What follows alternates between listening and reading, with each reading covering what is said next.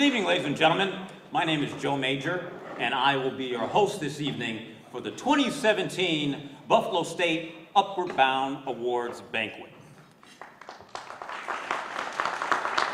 Tonight, we're going to recognize these young people for going through this program, and what they've achieved this summer. And parents, you'll actually find out what they've done for the past 2 months. You'll see that they'll follow in the footsteps of Upward Bound graduates such as Georgetown University coach Patrick Ewing, Emmy and Oscar-nominated actress Angela Bassett, and media mogul Oprah Winfrey. Now, I've been involved in Upward Bound for a little over a decade, but this year is very special to me because it has to do with family. My grandniece, for the first time, she's going to be a freshman in high school, and this is her first year in completing the Upward Bound. So Jayla, we're watching you, and I'm embarrassing you right now. Now, I know what you're thinking. How can someone this young looking have a grandniece? But yet I do. Good genes. It's also something that is, for me, and I'm sure for you as well as our director, Don Patterson, something that's very special, and that's our keynote speaker. He was a civil rights activist, a statesman, and he just happened to go to my university, Howard University. So, Ambassador Andrew Young, thank you. So without further ado, I'd like to bring up the president of Buffalo State College, Catherine Conway Turner.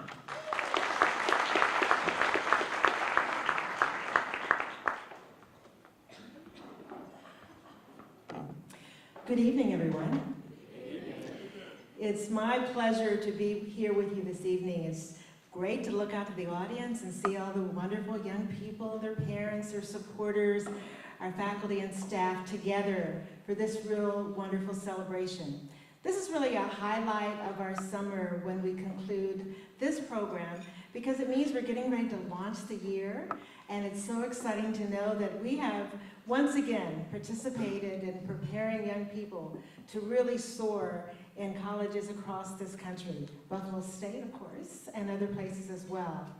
It's an exciting part of the mission of Buffalo State to really consider each and every young person and to see how we can work with them to help them really maximize their potential to do the very best now, in a few months from now, a few years from now, and into the future. We know that the background and the foundation that our students are building here at the Upward Bound program will certainly give them a lot to think about and ways to launch in successful ways. Because at Buffalo State, we know that each and every young person is our future. Parents, am I right? Yes, ma'am. Am I right about that? But we need our young people to do their very best. We need them to believe in themselves because we believe in you. That we know that you have in you greatness. And that the greatness comes in all kinds of packages and from every kind of background and from every kind of household.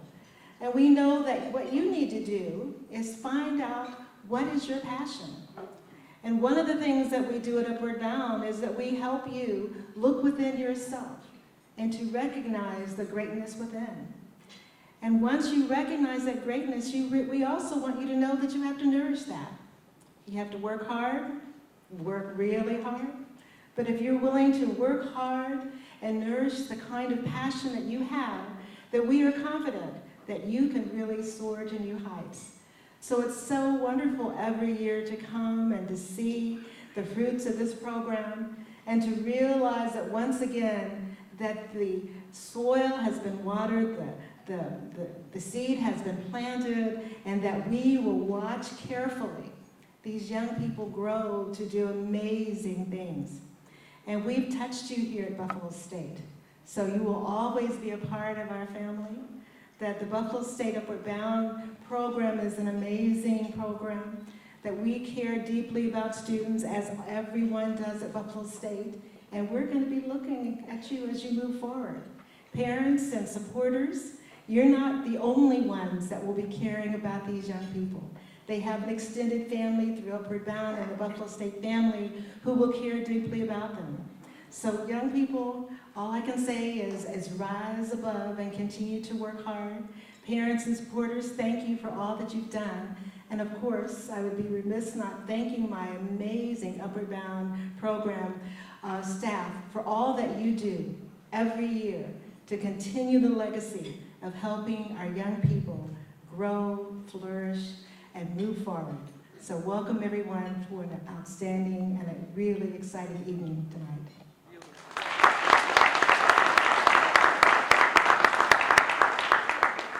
I'm not sure if you know this, but the Upward Bound program, not only here at Buffalo State, but across the country, is funded by the federal government.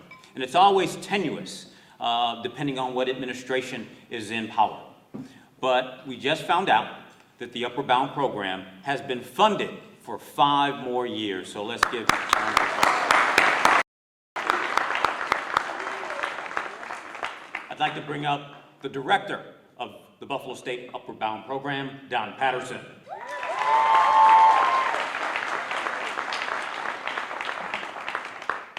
Thank you very much. Good evening, Ambassador Young, President Conway Turner, Dr. Alvin Turner, Dr. Hal Payne, Deputy Speaker Arthur O. Eve, our 2015 Hal D. Payne Lifetime Achievement Award winner is here. Give him a round of applause.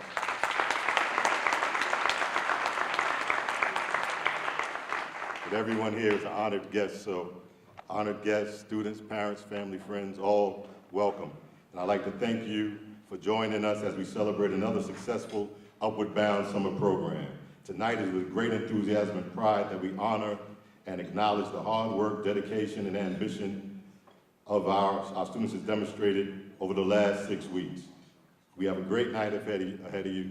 Sit back, relax, enjoy the evening. This is a very special evening.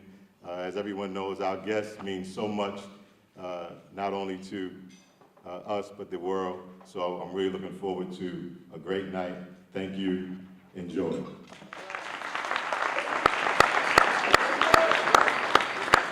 And I'm always proud of the Upward Bound program at this moment.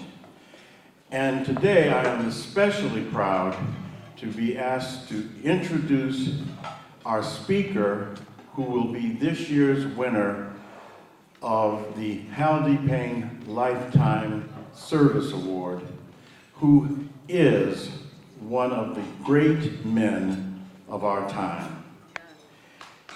Yes.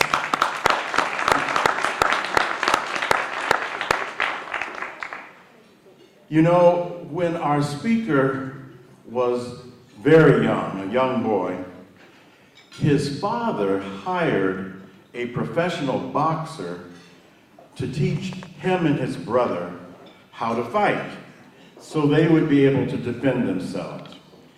And I think that must be part of Don Patterson's secret. I think there's a connection between our speaker and Director Patterson, because as you know, Director Patterson is a great boxer. And yes. And so I think that's part of the secret that enabled him to persuade our speaker to come to Buffalo to celebrate the end of the Upward Bound program with us tonight. He started out as a pastor in Marion, Alabama, where he met his wife, Jean. They got a chance to go to New York, where he had a cushy job with the National Council of Churches. He had a program on CBS. They were living the life, but his wife knew he had been raised to be a fighter. And she knew that there were still a lot of problems going on in the South. She knew that members of their family had been dispossessed of property and businesses in the dark of night by the Ku Klux Klan.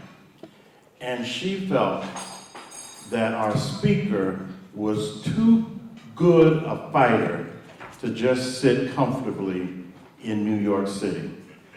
So she persuaded him to go back to Alabama, to join the Southern Christian Leadership Conference, and to become executive director of that group and the principal lieutenant and ally of the great Dr. Martin Luther King, Jr.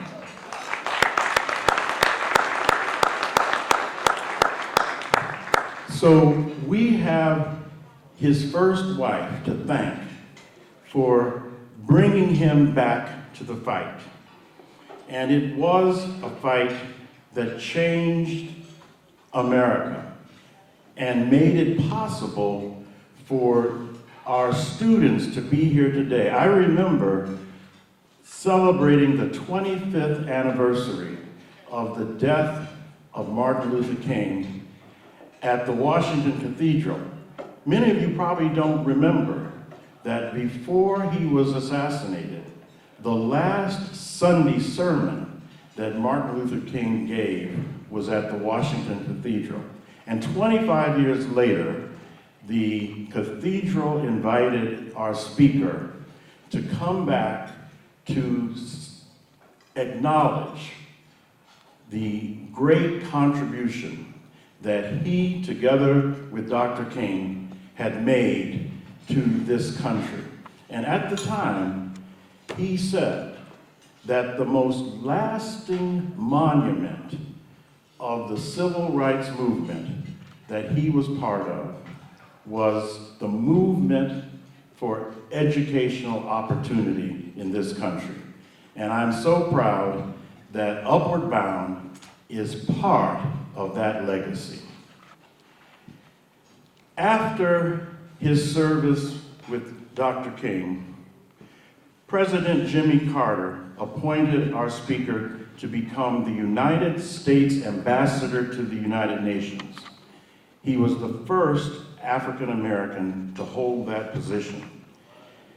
And after service in the United Nations, in 1981, he was urged by Dr. King's wife, Coretta Scott King, to run for mayor of the city of Atlanta. And as mayor of the city of Atlanta, he brought white and black, businessmen and non-businessmen and women together to create the great city that Atlanta has become. And I think the capstone of his career in Atlanta was the bringing to Atlanta the Summer Olympics in 1996.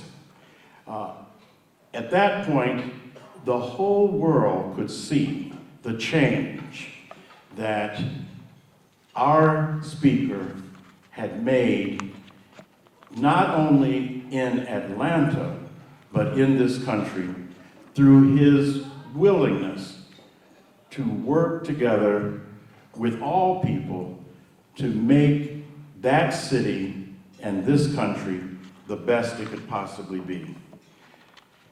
He possesses the Presidential Medal of Freedom, France's Legion of Honor, the NAACP Spring Arm Medal. He has more than 45 honorary degrees. There is a school at Georgia State University named after him. There is a boulevard as part of Centennial Olympic Park in Atlanta named after him. There is the Center for International Affairs at Morehouse College named after him. In fact, he even has a Delta Airlines Boeing 767-300ER named after him. Now, how would you like to have a plane named after you?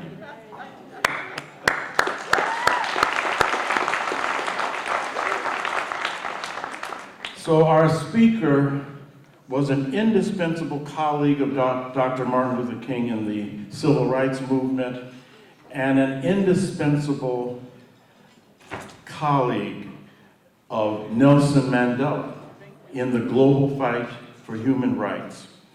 He is a great man who history recognizes and will always remember. He changed our country, and he changed the world. Please stand and welcome Ambassador Andrew Young.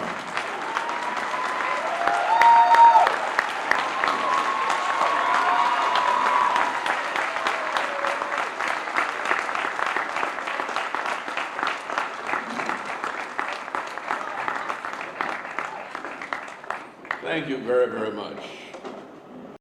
A wonderful introduction. This has been a wonderful afternoon and evening here in Buffalo. And I'm going to try to make the world make sense to you in 15 minutes.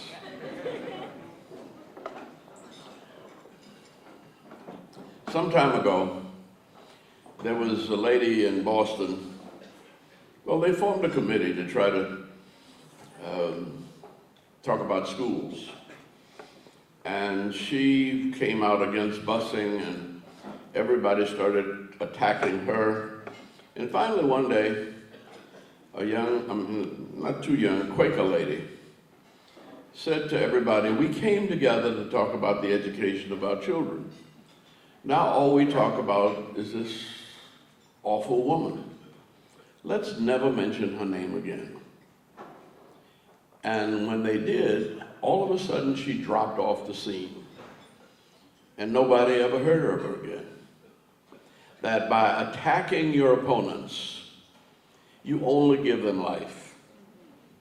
And you quit looking at the underlying difficulties that all humanity faces.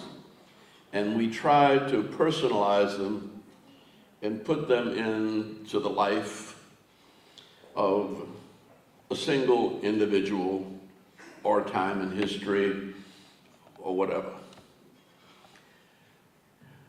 Let me say a couple of three things quickly, whether you believe it or not.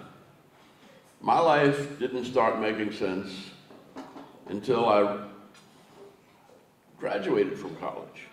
I had a ball in college, but I didn't know who I was or what I was or why.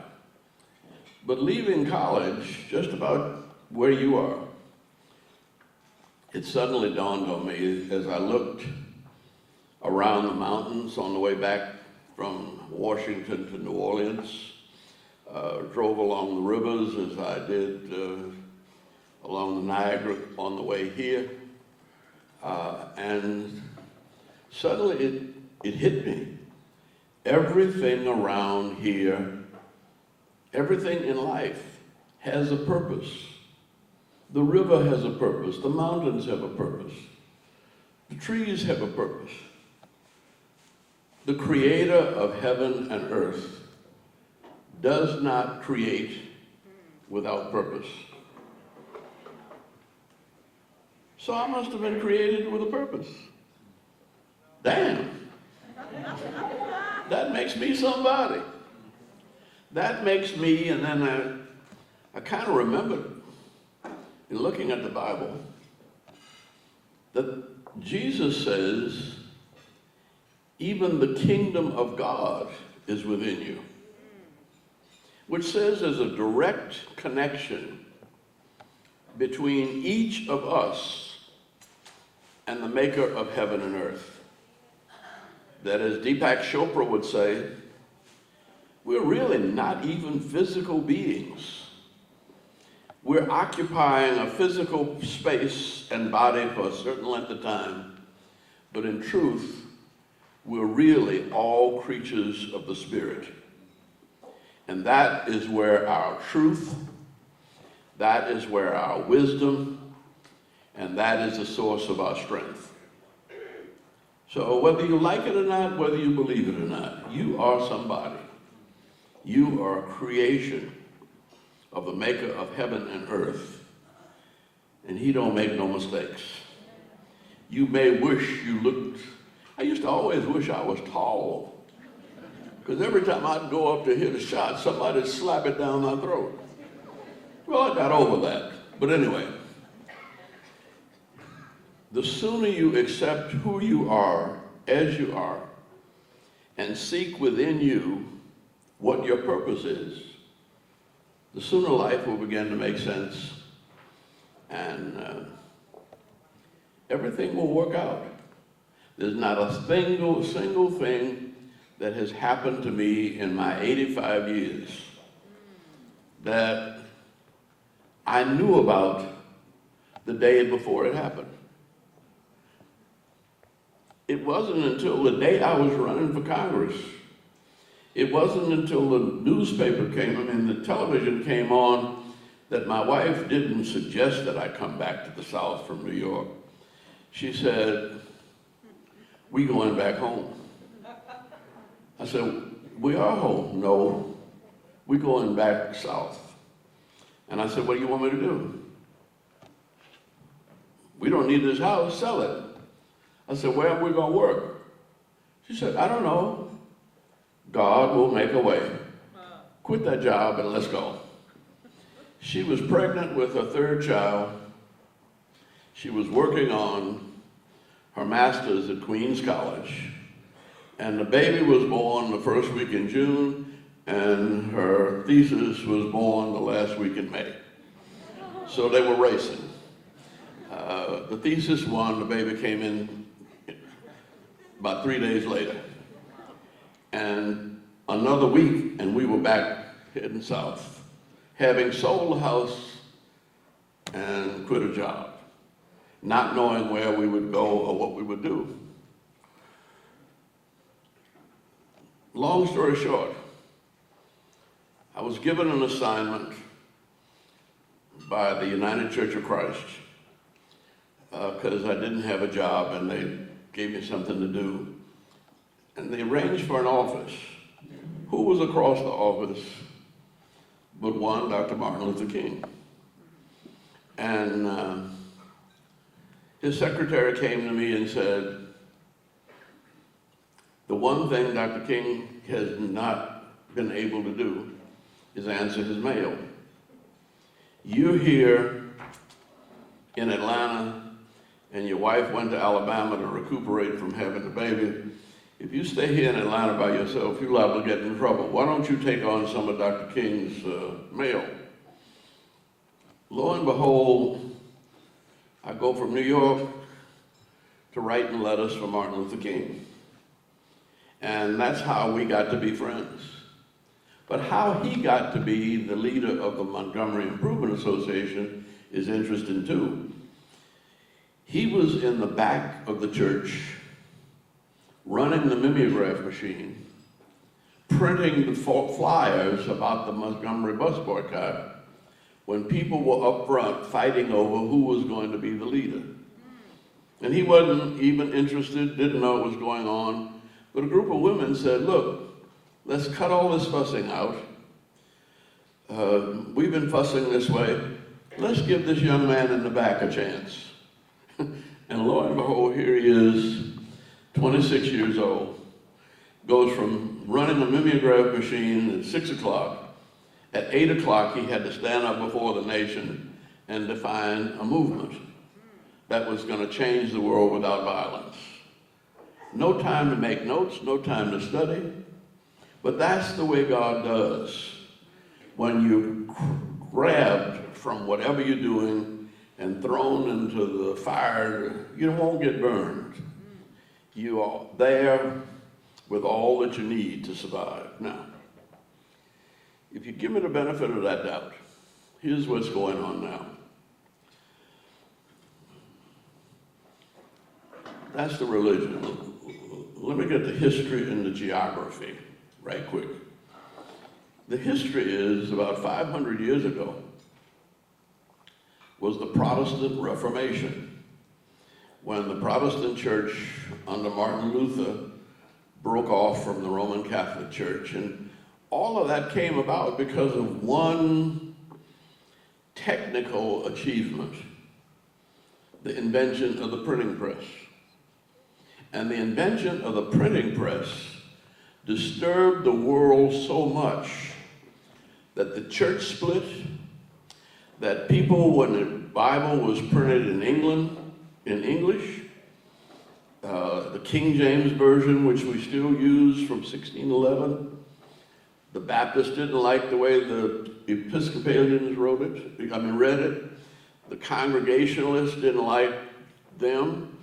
The Methodists broke off from them, and everybody went their own way. And lo and behold, because of the printing press, all of these different religious groups ended up coming to the United States and founding a great nation, built around a combination of a search for religious freedom and an opportunity to live your own life according to how you felt you were created by the living God. Now, that was somewhere around 1492. It took us almost 500 years to get the world straight and balanced again. It was really not until after the Second World War in 1944 that we began to get the world back together. 2 world wars and 100-year war in Europe, colonization of Africa. All of that happened during that period, mainly because of the printing press. Now, if you think the printing press can upset the world, how much do you think these damn things are going to do? Everybody got one, don't you? No. Okay.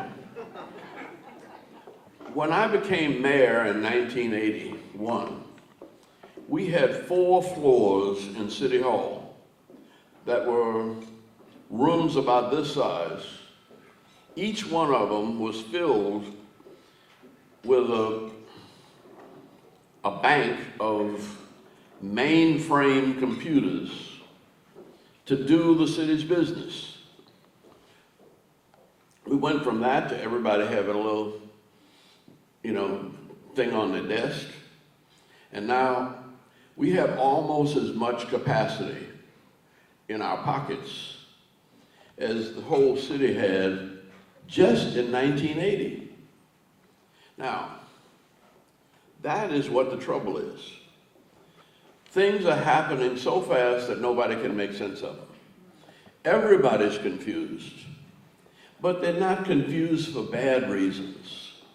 They're confused because the rate of social change is so fast that they're scared.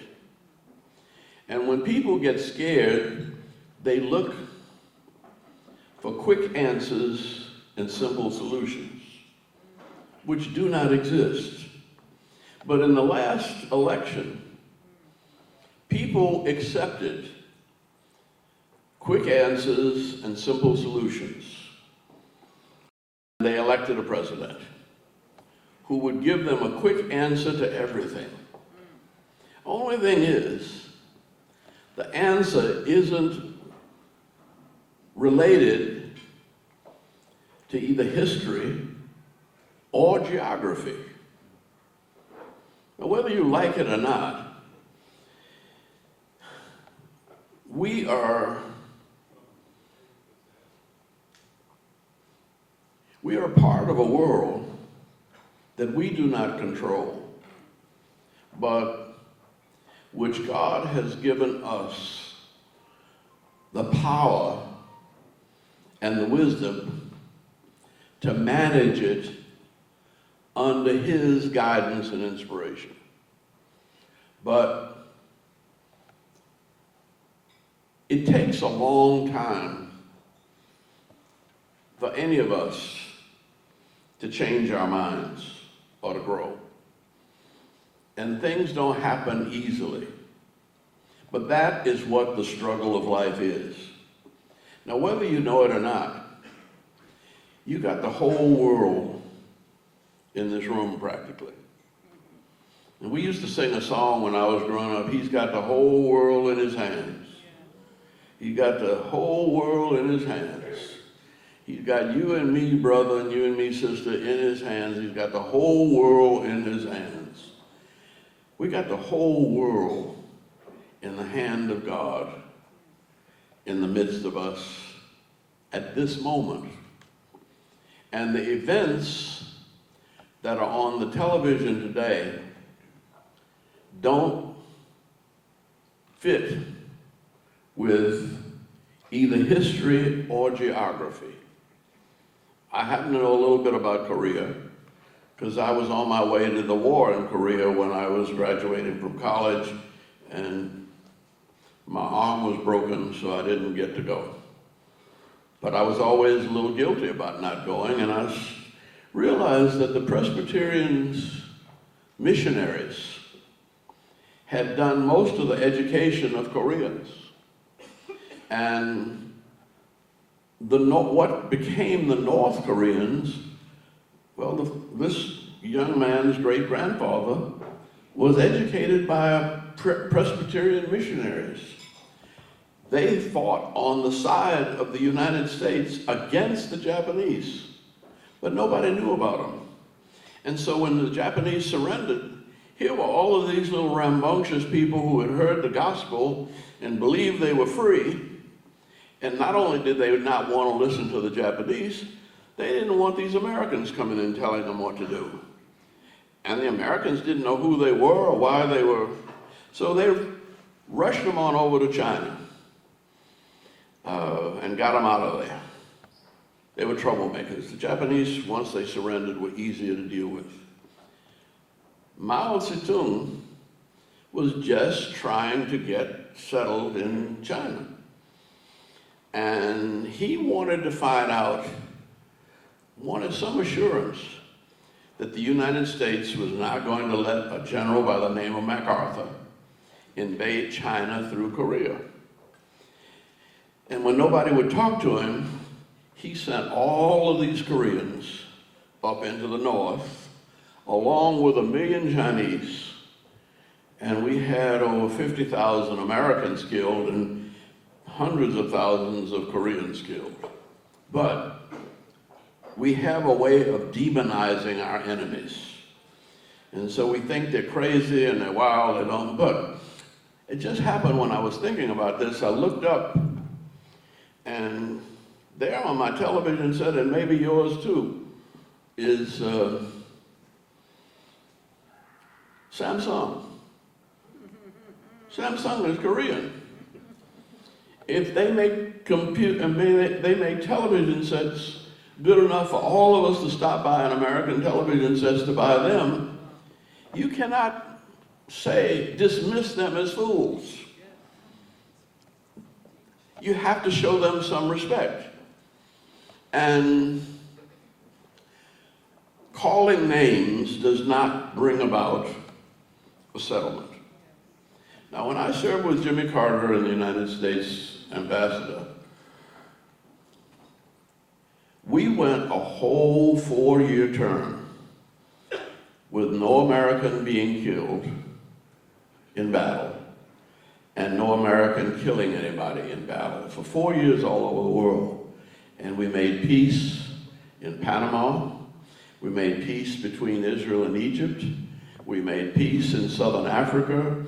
And we even made peace with the Russians. The president was saying not many presidents could get a resolution through the United Nations without a Russian and a Chinese veto. I did that for 3 years. I never had a Chinese veto. I never had a Russian veto. Why? I played tennis once a month with the Russian ambassador and his wife. And my wife played with him, and I played with Mrs. Troinovsky, and we always split sets. And so we played diplomatic doubles. We never talked politics, but we learned to respect each other. The Chinese had never been in the United Nations. When they came to the United Nations, nobody knew the Chinese. They didn't know what to talk about them. They had been the yellow peril. And these sophisticated, educated, I might say European educated diplomats for the most part, didn't know anything about China. And so they started talking about Chinese food. And the foreign minister got mad, as did my wife. And she walked off and just turned her back on the whole conversation and sat in the corner. Lo and behold, the foreign minister from China goes over and sits with her. They're talking about Chinese food. And he goes to her and he says, "Where you find good Georgia food?" And she says, "Only at my house when you come into dinner." Well, lo and behold, we have the Chinese, the whole operation comes to dinner. And once we sat around the table, my wife said, "How are you going to get Georgia food in New York?" She said, "It won't be Georgia, it'll be Alabama. My mother is driving up and she's going to cook it." Well, the UN ambassador lives in the Waldorf Astoria, so here's my mother-in-law down in the kitchen with two big stoves, frying chicken, cooking peas, pulling greens from her garden that she brought up from her garden, corn on the cob, and some slow-smoked ribs that she also had frozen and brought up, drove up in a freezer chest. And by the time she got through laying that all out, and I realized that in the UN you got to have something to drink. So I called a friend of mine, he said, "Give them mint juleps."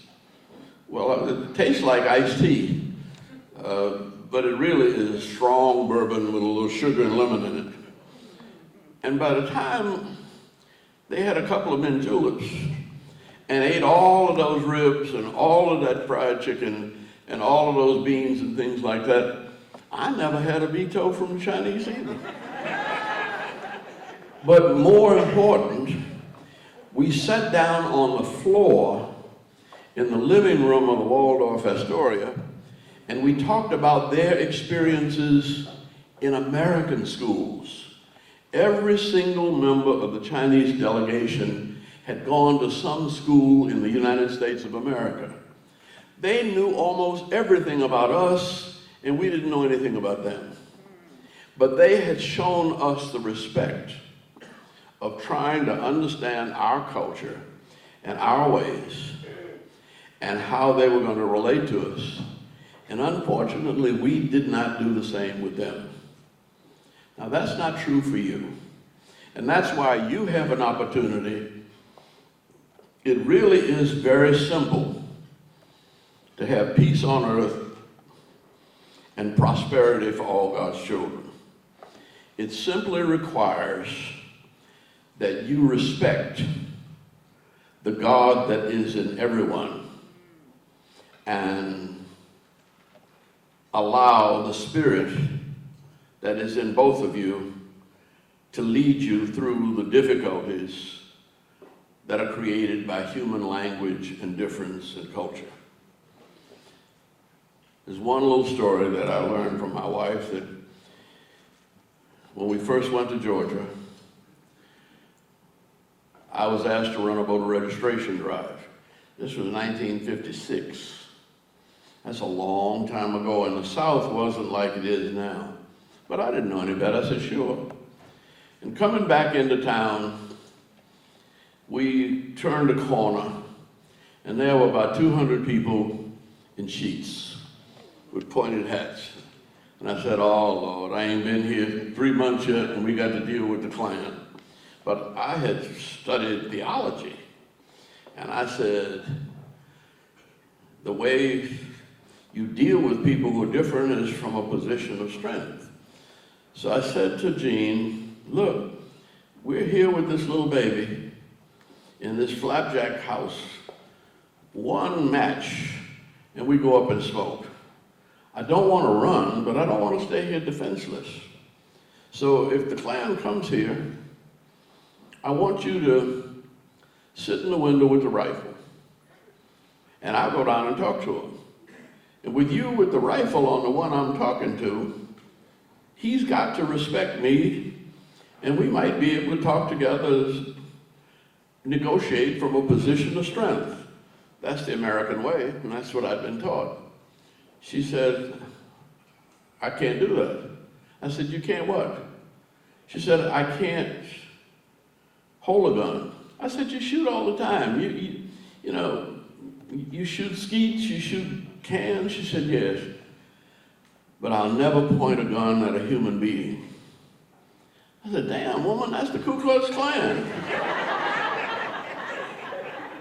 They gonna point something at us. She said, yeah, that's the Ku Klux Klan, and you're supposed to be a preacher.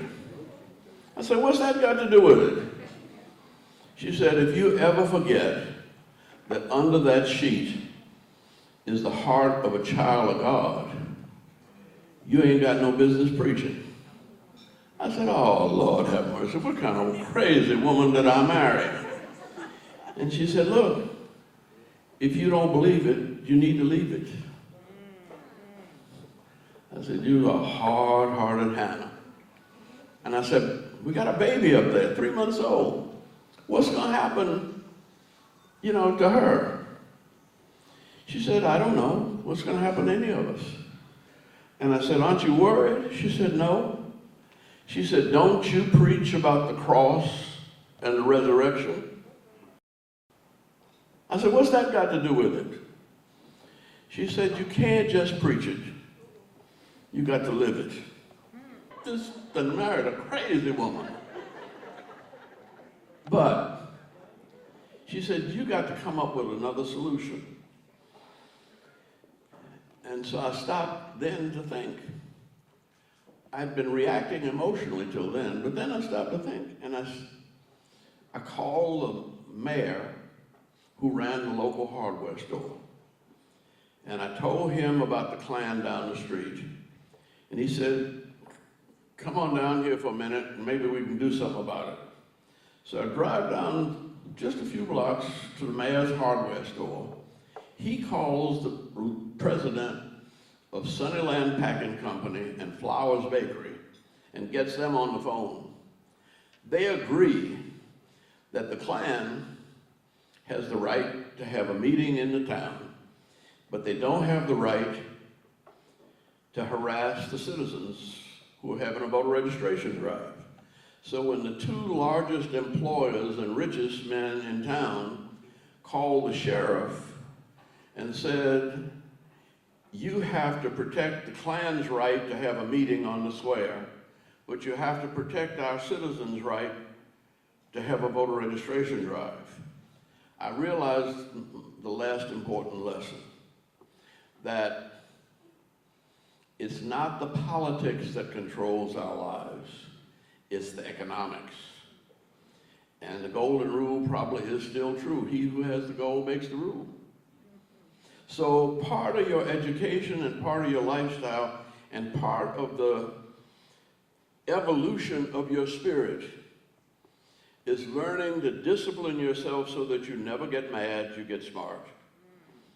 And that you never turn your back and show disrespect to any other human being. And it doesn't matter what color, what age, what language, what culture, that in each and every human being is the same thing that's in you. That is the Spirit of the living God. Cherish it, listen to it, be led by it, and God will lead you to change this world and make it what it ought to be.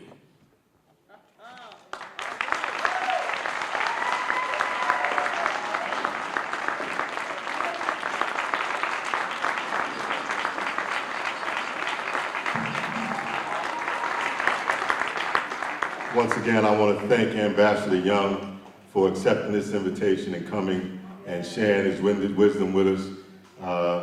It's a great experience, and I'm going to tell a quick story about how this came about, because I've been getting so many requests for how did you get Ambassador Young, how did you get Andrew Young, how did you get Andrew Young? So here's the story real quick. In 2014, I went to see a Broadway play with a friend of mine who happens to be a pretty good singer on called A Trip to Bountiful. It's starring Cicely Tyson, Vanessa Williams, and Cuba Gooding Jr. I had pretty good seats. I was, down a little bit. The play goes on, there's intermission. So I walk out, and I'm coming back in, and I look over, and I see a man standing up, and I recognize the man, and to me, he was truly a giant and one of my heroes. By this time in my life, I had read An Easy Burden, which I recommended all of you read, where Andrew Young, you'll read a lot about his life, a lot about the movement, and like I said, when I see him rise up, to me, he was a giant. I said to my friend, that's Andrew Young. And I wanted to just go over there, but people were coming, the intermission was coming back, and I was like, oh man. And I thought about what he meant to this country and the world, and as I said earlier, to me, he's one of the greatest men that's ever lived, and that band of warriors who took up the banner of civil rights are truly my heroes. And the organization, the Civil Rights Organization, was founded to fight racism, war, and poverty. What they call the triple evils of America. And truly, it was a war where your life was in danger. Your life, not only in danger, we know the history, and we know that many people died. Some who we know, well, obviously we know Dr. King died. We know Medgar Evers died. We know Malcolm X died. And many others who we don't know, and probably a lot of bodies that we've never even found and never will find. But they deserve our thanks and our love and respect too, because there was a price that was paid for us to be here. There was a price that was paid for me to get an education, you to get an education, for people to respect our common humanity, regardless of what we look like, where we come from, who we pray to, etc. So I digressed a little bit, but anyway. I said, okay, as soon as this play is over, I'm going to run back and catch Ambassador Andrew Young. The play was over. I ran back, and I didn't see him. I said, oh man, I missed him. Missed an opportunity to shake his hand and thank him. And we left the play. And my friend said, you know what? She said, I really feel terrible if I don't try to meet Miss Cicely Tyson. She said, let's go back. I said, okay. And it just so happened, some of the people who were working there had recognized my friend and said, oh man, we came down to get you, but you were gone. She said, well, I would like to see Miss Cicely Tyson. I said, okay. Well, they took us back in the green room. We were in the green room for about 20 minutes, and they came back and they said, you know, Miss Tyson is really tired, and she can't see anybody else, but she sent you these playbills with her signature. And she said, when you come back, let us know early, and she'll see you. So I, okay, well, that's great, great opportunity. We walk out, and I'm going to use a quote that I heard, that I got from Ambassador Young. He said, coincidence is God's way of working anonymously. I walked out, and who did I bump into? Ambassador Young. Wow. And I walked up, introduced myself, shook his hand, thanked him, and I said, would you mind taking a picture? And he said, yeah, I'll take a picture with you if you help us across this street. My first assignment in the movement, I said, okay. We went across the street and he said, well, we're getting ready to get something to eat. You want to join us? I said, wow. Dinner with Andrew Young. For the next 2 hours, I got to share a meal with Ambassador Young and his people, with me and my friend. He picked up the tab. We had great conversation. I had asked him questions about education, and that's when I found out that he had a whole foundation dedicated to the same mission of TRIO. access to education, no matter where you're from, your socioeconomic status, what you look like, whether you have a disability or not. That was his mission, a continuation of what civil rights is all about, a continuation of fighting the war on poverty. So from there, we had Arnold Mitchum as our speaker before that, who he was aware of who Arnold Mitchum was, and I told him about the award.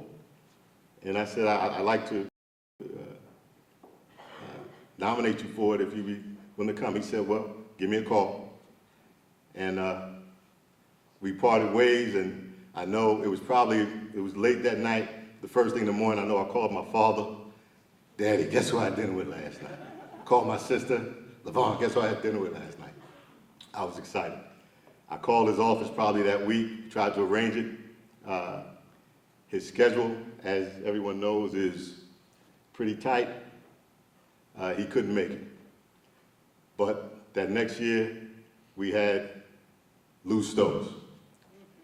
As many of you were here for that. And as you know, he's the godfather of Trio. Hal Payne was his chief of staff. Him, along with Shirley Chisholm, were the major force behind funding Trio. She was on the Appropriations Committee, and Lou was on the Budgets and Authorization Committee.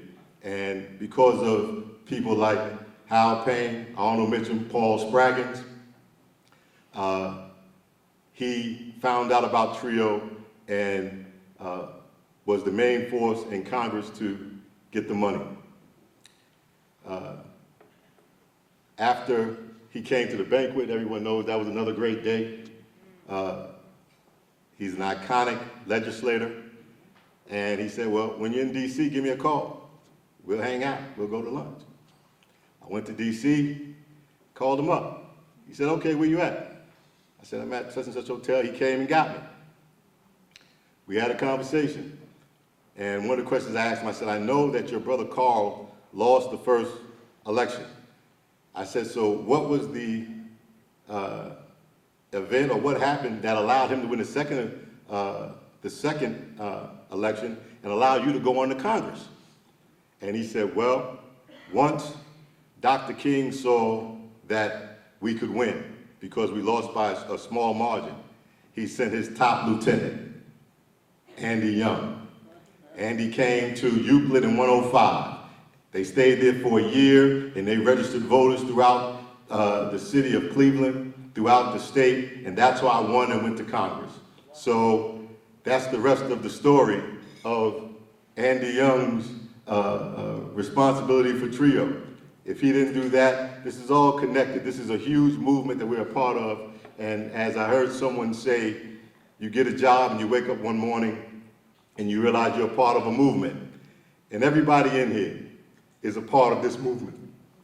You're a part that you do things that you don't know impacts people. Some of you know that I gave you a call because I wasn't able to get all the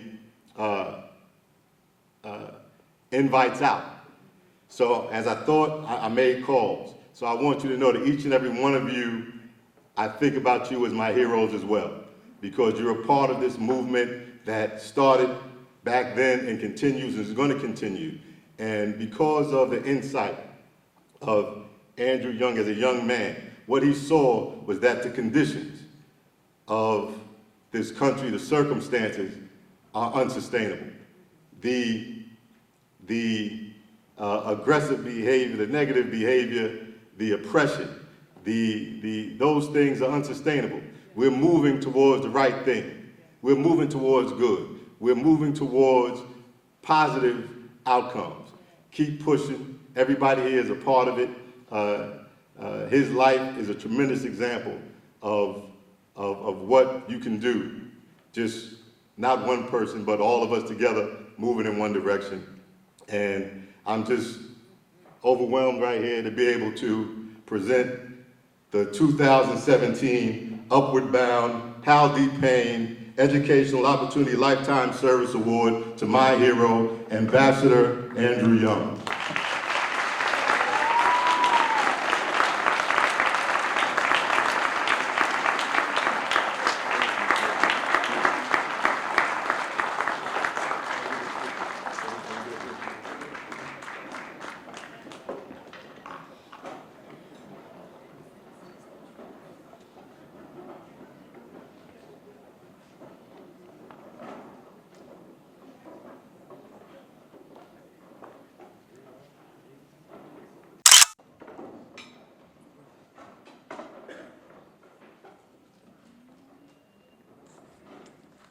Now we have the next portion of our award, which is the Hal D. Payne Upward Bound Scholarship. This goes to 2 students who have demonstrated academic excellence and the drive for success. And I want to thank once again my good friend from Karuba Collision, Joe Karuba, who couldn't be here today, but he sent his right-hand man. Can you come up here, Randy, please? Randy Pinkowski.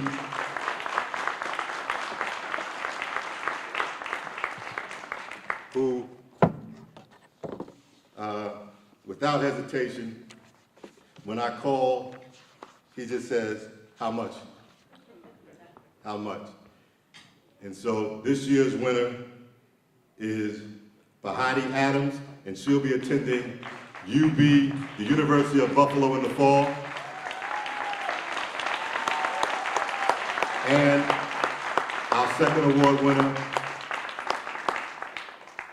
is Yahya Ashabuli, and he'll be attending Buff State, and he's in the EOP program, the program that Arthur Eve started and Yannick runs. We're very proud.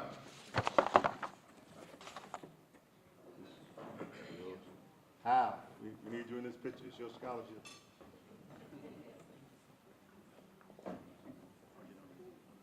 Okay.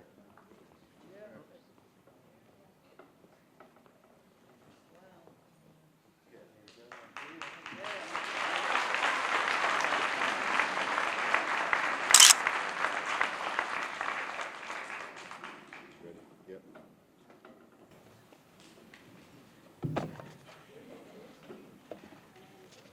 The first award goes to this year's outstanding sophomores, and there's 2 of them.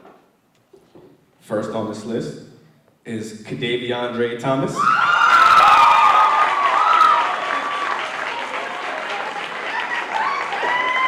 And Paul to Paul.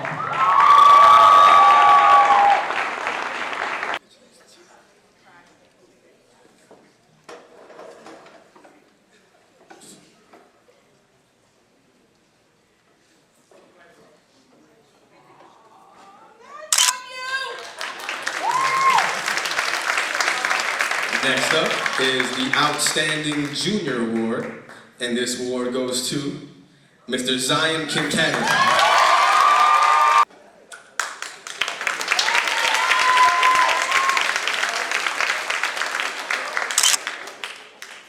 The next award is for Outstanding Senior, and we have 2 award winners. The first is December Paul and Dominic Kashindi.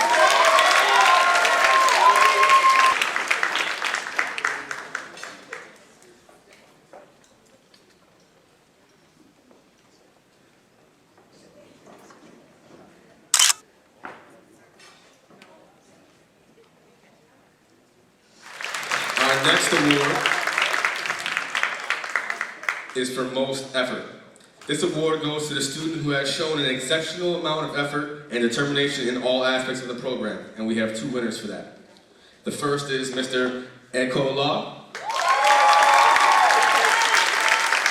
and Ms. Prakati Biswa.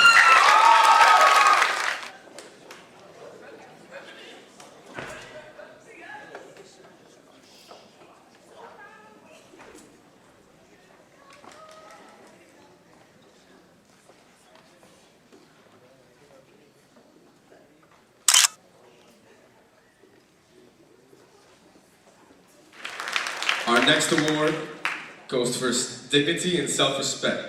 This award goes to the student that displays an elevated aptitude for self-respect and dignity amongst himself and his or her peers. These awards go to Mr. Nay Thaw and Ms. Belinda Izira.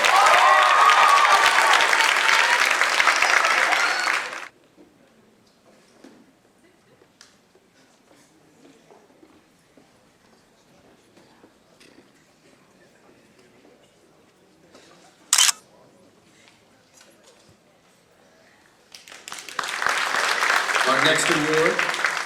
This award is given to the student that displays excellence in leadership and distinguished service to the community. This student serves as a source of pride and inspiration to others by giving unselfishly of himself in order to enhance his environment and make Upward Bound a better place. One of my favorite awards. The first winner is Miss Snow White. And Zion Kincannon.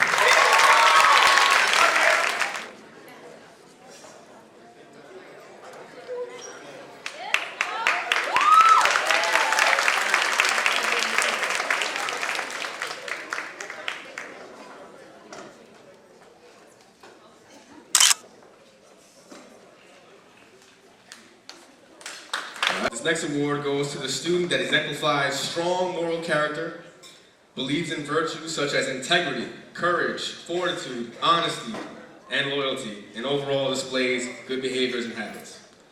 These two award winners are Nasra Ali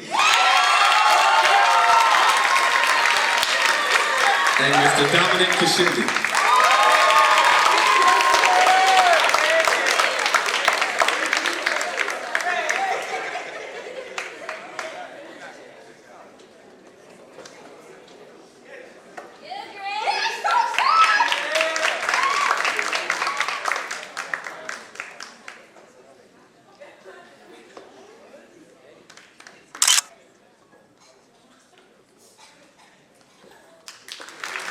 Our next award is for citizenship. The purpose of the Citizenship Award is to reward those students who work hard at being good citizens at home, at school, and in the community. They don't complain when there's a job to be done, and they cooperate with teachers and parents at all times. This award goes to Dominic Kashindi and Miet Nay Win.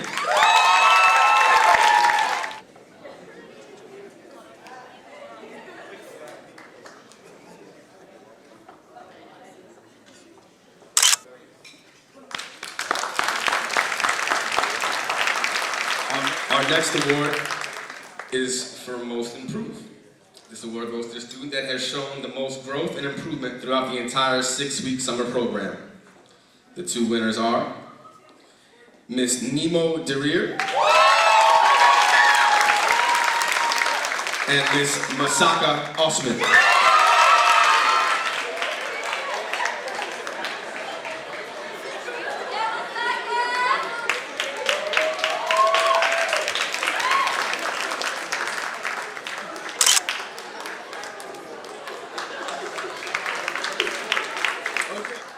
The last of the student awards is for achievement. This award is given to the student who demonstrates overall outstanding academic prowess and the ability to motivate others to strive for their very best in and out of the classroom. This year's winners are Miss Kayla Smith and Mr. Kadaviandre Thomas.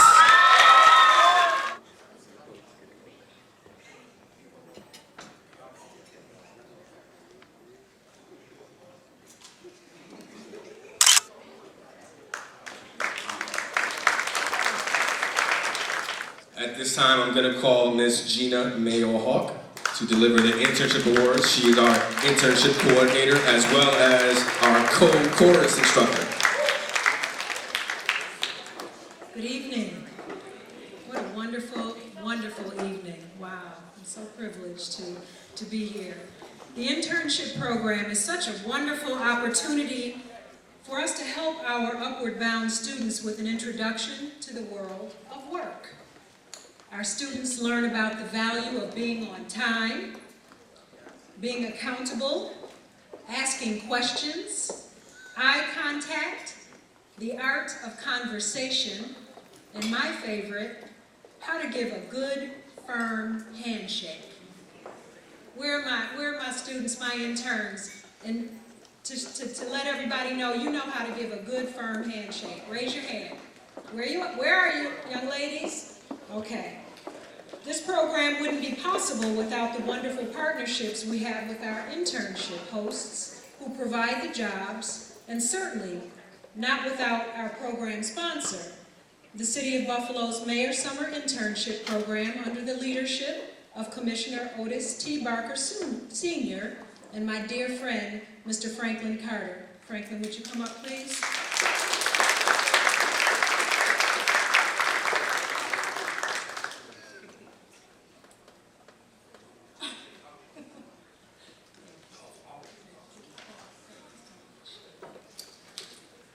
We'd like to take a couple moments to acknowledge our host employers and thank them for providing the work, the teachable moments, and the feedback they've given me over the past 6 weeks. The Community Health Center of Buffalo under the leadership of Dr. Lavan Ansari, and there are several people on the team who play a role there, including Ms. Gina Hines, Ms. Shea Mosley, Mrs. Tanya Robinson. Are any of those ladies here right now? Okay, we'll give them their award later. Okay. Another dedicated employer partner near and dear to our hearts is Project Gift, a program for individuals with special needs. Program Director, Ms. Kathy Burgeon, please come up.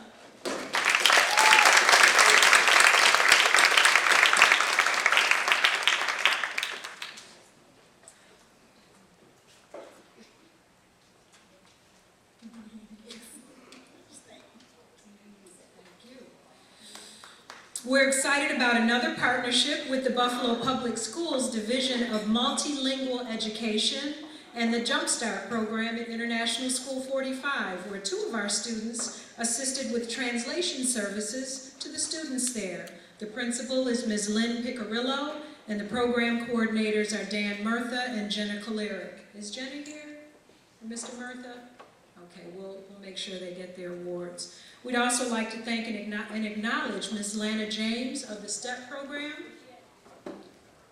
and Mr. Darrell Carter of the STEP program. Is Ms. James here? Mr. Carter, come on up. Housed right here on the campus of Buffalo State. And another partner we appreciate and acknowledge is Mr. Mark Young in the City of Buffalo's Animal Shelter. Thank you all so very much.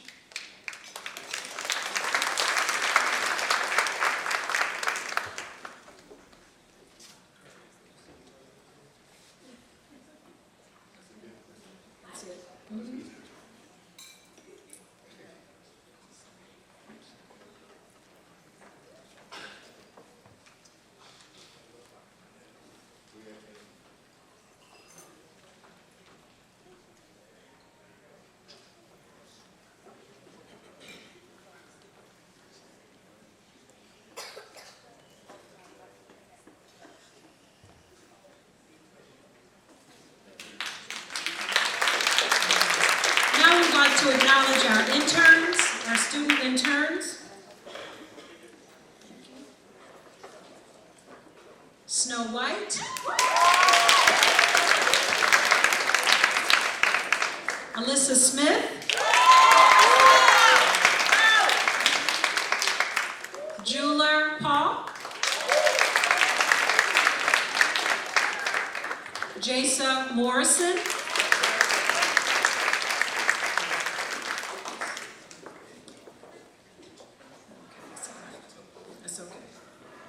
Jessica Kelly,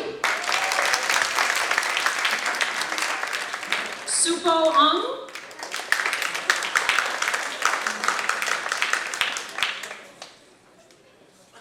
Emet Ne Win.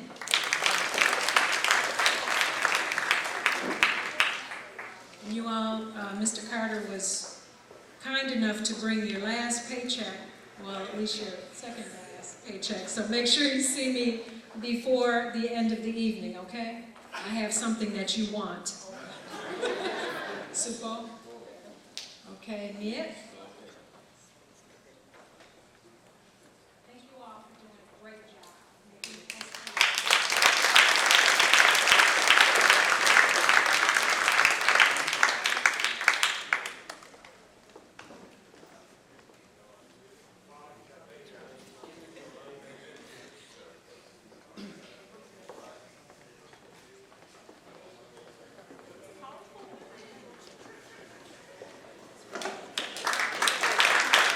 Okay, so a lot of people were talking about earlier in the program the staff and how you guys are wonderful and we're all one big movement.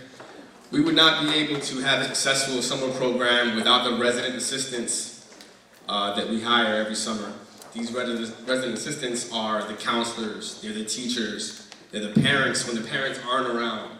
When Mr. Patterson and I aren't around, we depend on them. And so without the help of them, this is not possible. So I want to take this time to acknowledge our resident assistants. I want to give them a round of applause. So I'm going to call up each RA and we're going to take a picture and get their award.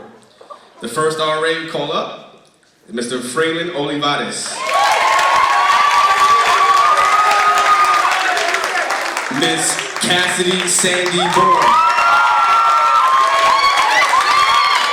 Miss Nashika Cardoza.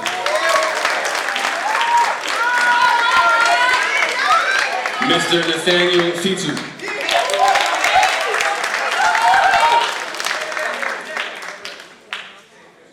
It's the boom man himself, Mr. Dominic Gray.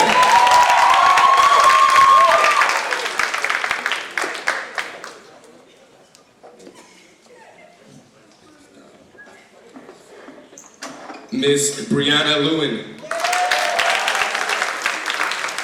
Miss Saw May. Miss Olivia Williams.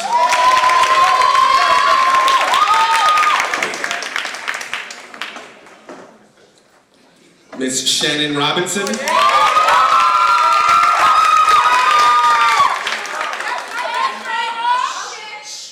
Mr. William Rocky Sanjo. And last but not least, Miss Marlene Santana.